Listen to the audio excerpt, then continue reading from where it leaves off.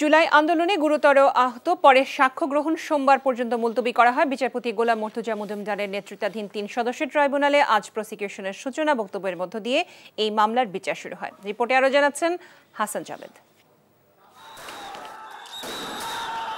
July August অভ্যুত্থানে ১৪০০-র বেশি ছাত্র জনতাকে হত্যার ঘটনায় মানবতা বিরোধী অপরাধে শেখ হাসিনা, আসাদুজ্জামান খান কামাল ও চৌধুরী আবদুল্লাহ আল মামুনের বিরুদ্ধে ঊর্ধ্বতন নেতৃত্ব দেওয়ার অভিযোগ আনে প্রসিকিউশন, যার আনুষ্ঠানিক বিচার কাজ শুরু হয় রোববার। রাষ্ট্রীয় টেলিভিশন বিটিভিতে তা সরাসরি সম্প্রচার করা হয়। বিচার কাজ শুরুর আগে রাষ্ট্রের প্রধান আইন কর্মকর্তা অ্যাটর্নি জেনারেল মোহাম্মদ আসাদুজ্জামান তার বক্তব্যে জুলাই আগস্ট আন্দোলনে নিহতদের বিচারের গুরুত্ব তুলে ধরেন।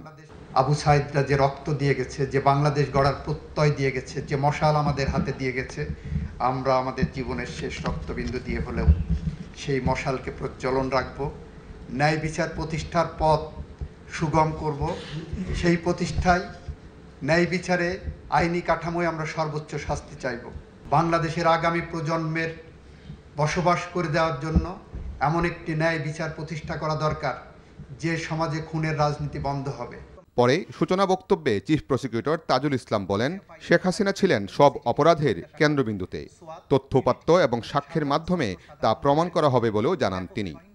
এই বিচার অতীতের হিসাব মেটানো নয়, এটি বিচার ব্যবস্থার জন্য জনগণের আস্থা পুনঃস্থাপনের একটি প্রক্রিয়া। সবচেয়ে ক্ষমতাবান ব্যক্তিদের জবাবদিহিতার আওতায় এনে ট্রাইব্যুনাল প্রমাণ করতে পারে যে ন্যায় বিচার নিরপেক্ষ, দৃঢ় এবং অনিবার্য। সূচনা বক্তব্যের পর এই মামলায় প্রথম সাক্ষ্য দেন জুলাই আগস্ট আন্দোলনে আহত মাইক্রোবাস চালক খোকন চন্দ্র বর্মন, যিনি যাত্রাবাড়িতে ৫ আগস্ট পুলিশের গুলিতে গুরুতর আহত হন। পরে তাকে জেরা করেন শেখ হাসিনা ও আসাদুজ্জামান খান কামালের পক্ষে রাষ্ট্রনিযুক্ত আইনজীবী।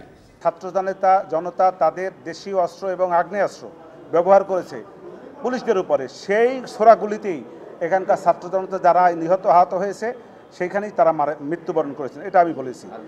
আর একটি কথা বলেছি, পুলিশ মারা গেছেন এখানে 10, 12, 13, 14 জন পুলিশ মারা গিয়েছে, একথাও আমি বলেছি, এবং সেটা ছাত্র জনতার গুলিতে। রাগ, বিরাগ, অনুরাগ, ক্ষোভ বা ব্যক্তি বিদ্বেষে কারো বিচার করার উদ্দেশ্য নয়, বরং আইনের শাসন এবং ন্যায় বিচার প্রতিষ্ঠা।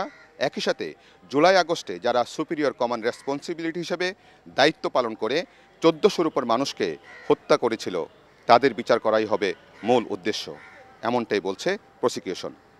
হাসান জাবেদ, এনটিভি নিউজ, আন্তর্জাতিক অপরাধ ট্রাইব্যুনাল, ঢাকা। বান্ডেল থাকলে প্রতি সেনমানিতে টাকা বাঁচবে। বিকাশ সেনমানি বান্ডেল কিনে জিতুন প্রতি লেনদেনে।